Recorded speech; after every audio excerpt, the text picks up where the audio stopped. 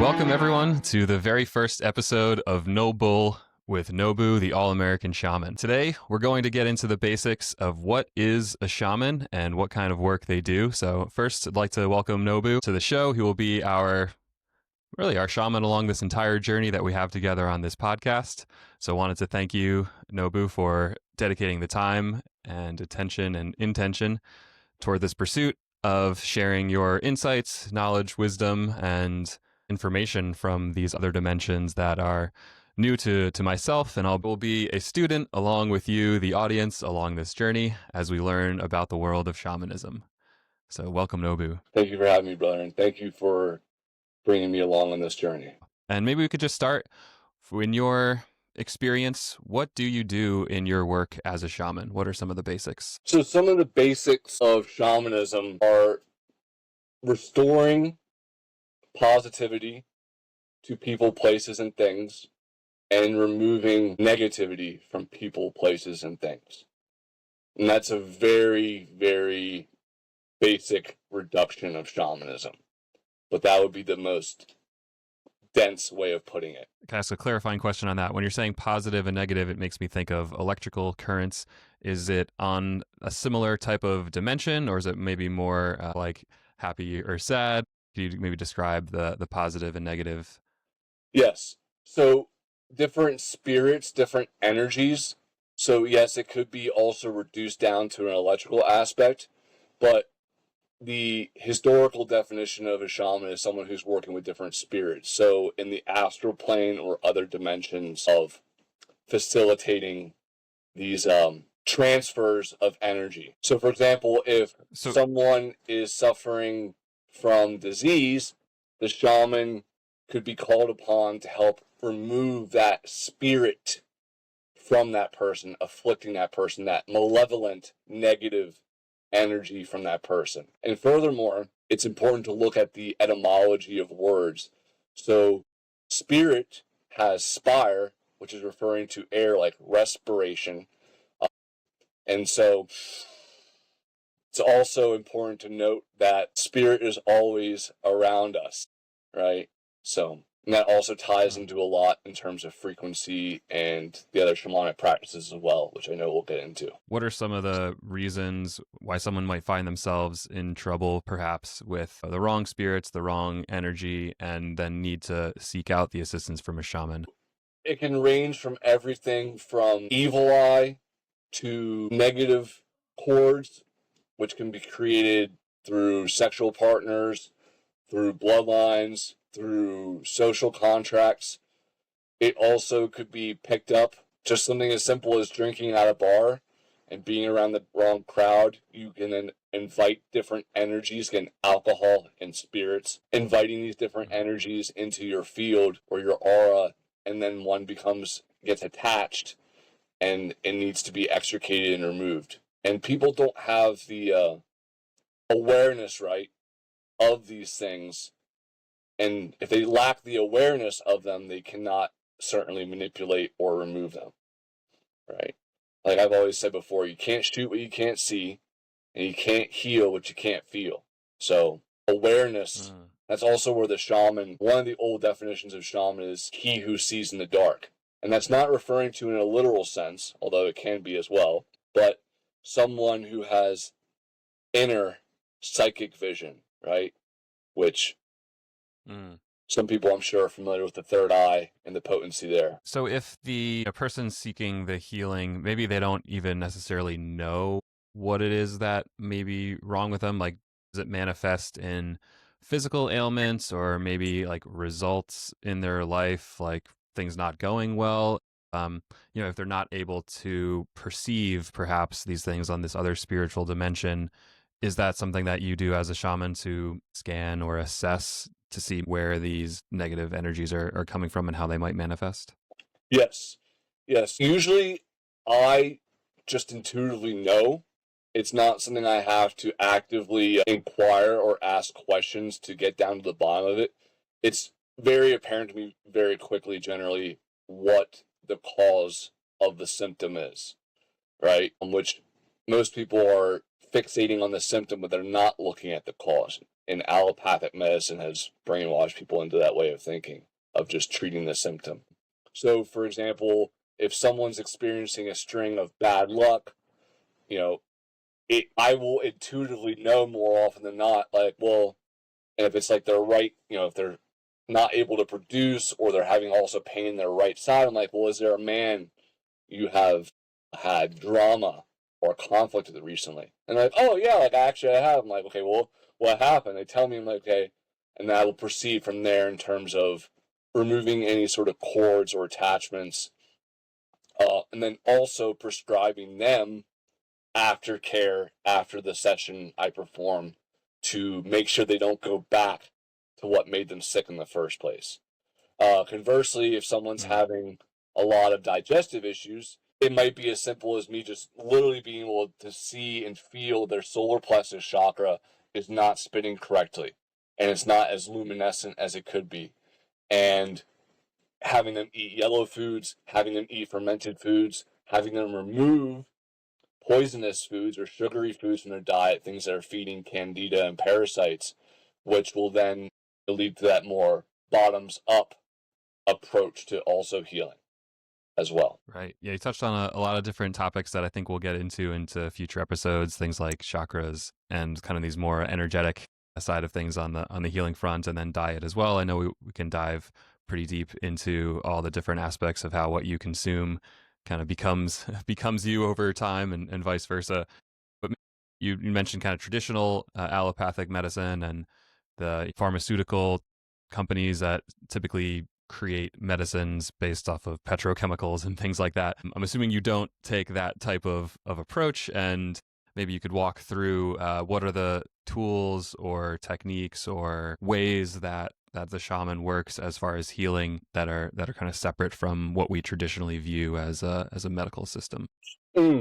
Yes. So the shaman is generally working from the spiritual side of things, the unseen dimension. So in order to have an effect on that unseen dimension, they're often working in more occult or unseen hidden ways, whether that be ceremony, magic, ritual, the use of entheogens, so the opposite of modern allopathic medicine, which is using these man-made, synthesized, isolated chemicals. The shaman's medicine bag is often filled with gemstones, rocks, herbs, crystals, musical instruments, figurines, chants, prayers, a whole array of what some might call woo-woo or metaphysical tools. Right. And maybe actually, while you mentioned that word woo-woo, I know it's in the common culture around things that maybe just people don't understand or they don't have context for it. And maybe because it's so different than what you would get if you went to, say, a doctor, they just dismiss it as being something like fairy tale-esque. In your view, maybe like what does that term woo-woo mean to you? And like, what is it really getting at when folks are trying to describe things with that word? It's a way for people to dismiss or point at things that they do not fully understand. I think it's kind of the more evolved and less abrasive way of just calling everything that one does not understand witchcraft or voodoo, right?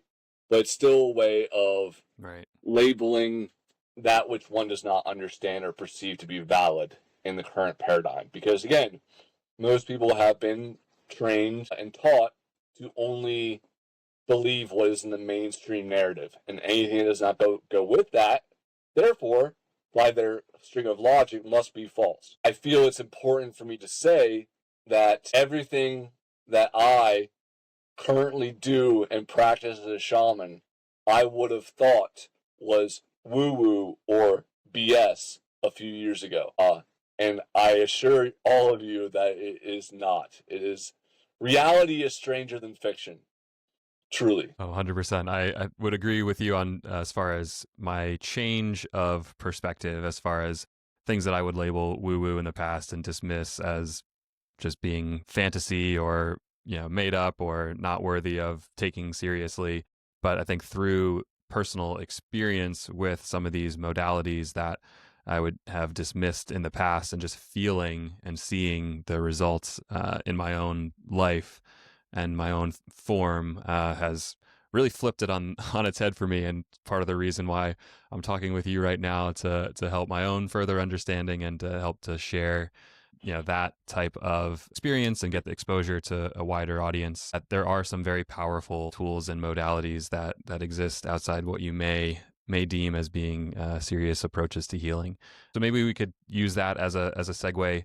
You mentioned in a previous conversation with myself that shamanism is maybe one of the oldest professions in the world. The healing tradition goes back thousands of years. Could you talk about some of your influences, your inspirations, and kind of where you're getting some of this knowledge base from? Wow. First off, I just want to say thank you to every shaman, priest, healer, teacher, medicine worker I have engaged with before, because I truly am just the amalgamation, right? The sum of my experiences with so many amazing teachers. Some who I've met in person, some who I've read their books or watched their videos on, but we always stand on the shoulders of our ancestors. So thank you. To list off some names or some cultures, I've drawn heavily upon various tribes in South America, as far as their practices with ayahuasca, with combo medicine, understanding the power of animal totems in one's own journey as a shaman. I've drawn heavily upon some of the practices of Aztec, like Temazcal, sweat lodge medicine, and the prayers and modalities they have, as far as the reference to the the four directions, or rather they use a 7-direction model as well.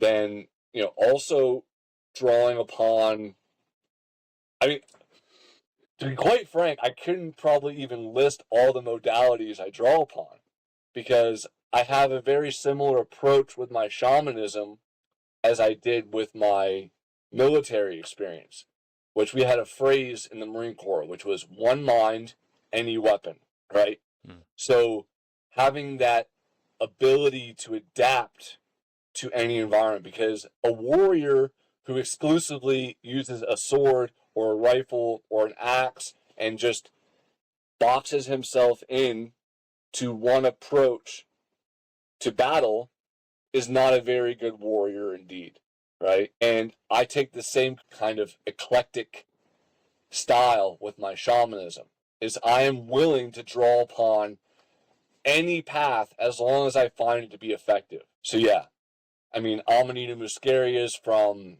Siberia and like the Russian countries, psilocybins in the United States and all over the world, ibogas from Africa. I think the only continent I'm not touching in terms of my practice is Antarctica. But does I'm that sure that's in the works.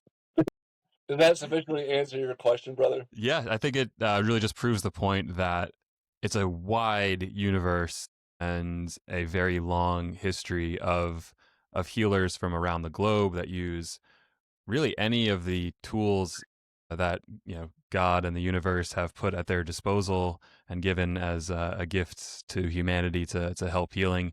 You're not boxing yourself in, it sounds like, with any No. one particular lineage. Well, I didn't really touch on the aspect of like the timeline, but shamanism predates all written text and religions by proxy, right? Because texts led to religion, the documentation of magic and creating these, ministries of truth, as it were, of like, this is the way, this is the doctrine, this is the dogma, and like establishing it as a way of doing so, whether that be Christianity, Hinduism, Buddhism, Taoism, even Satanism, Order of Nine Angles, various occult groups, right? When they dissect and delineate, this is how you perform magic, right? It's a religion, it's a yoga, it's a yoking oneself to a wheel or a binding.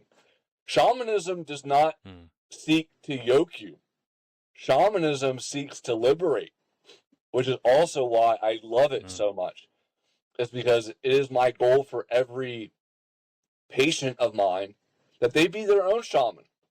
Like, I don't want the allopathic medicine mindset of a patient cured is a customer lost.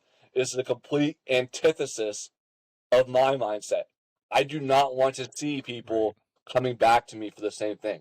I want people to find their own way. Yeah. Teaching people to fish rather than charging them $10 for the fish and making them come back to you every time. Yeah, that's beautiful. And maybe we will get into this in a further episode focused on who is Nobu and your path explicitly, but maybe you could just give a little bit of a background on yourself. You're from the United States, correct? And maybe you could kind of walk us through your first exposure to shamanism, when you first encountered it, and why you got so interested and passionate to pursue the path yourself. Man, that brings up a lot of memories. So I am Nobu. Birth legal government name is Nathaniel Russell Kaufman. I am 33 years of age.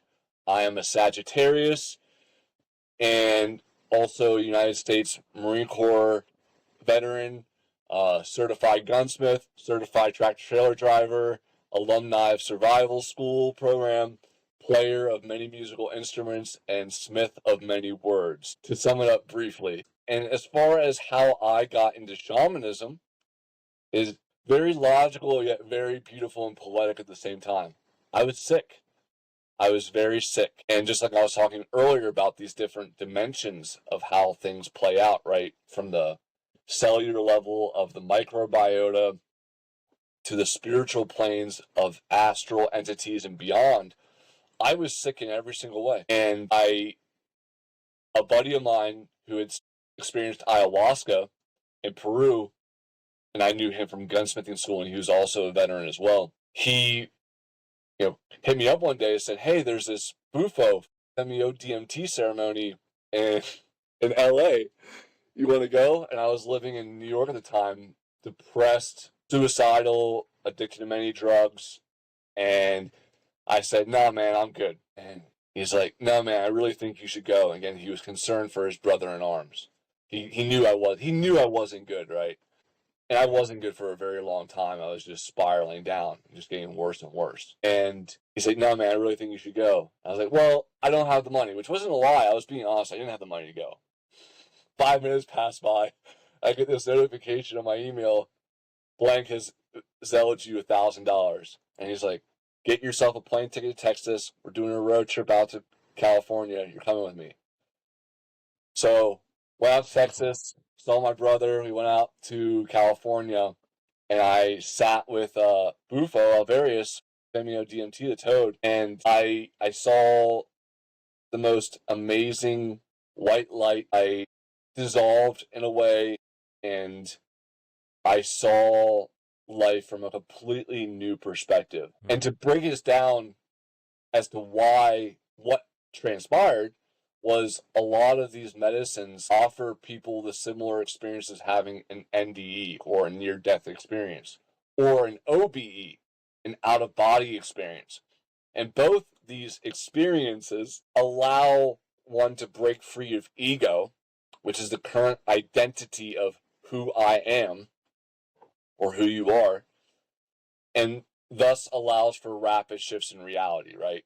Because when we're able to dissolve, have that ego dissolution, and have that death experience, we can then be reborn into something new that is actually serving our highest good. Epic. Yeah. Oh, this is just the tip of the iceberg, I'm sure, of the story. And I'm excited for future episodes to unpack all of this. We've covered a lot of different topics, a lot of ground in this introductory episode. And I'm super excited to continue into further ones and dive deeper into more specifics on lots of these things that we just kind of scratched the surface on today. We'll leave you there with the audience. But Nobu, thank you for taking the time on this first episode. And any last words you want to leave the audience with for our first show? If there was one prayer you could say every day, thank you would be enough. Amen. Excellent. Thank you, everybody, for listening, and we'll see you next time.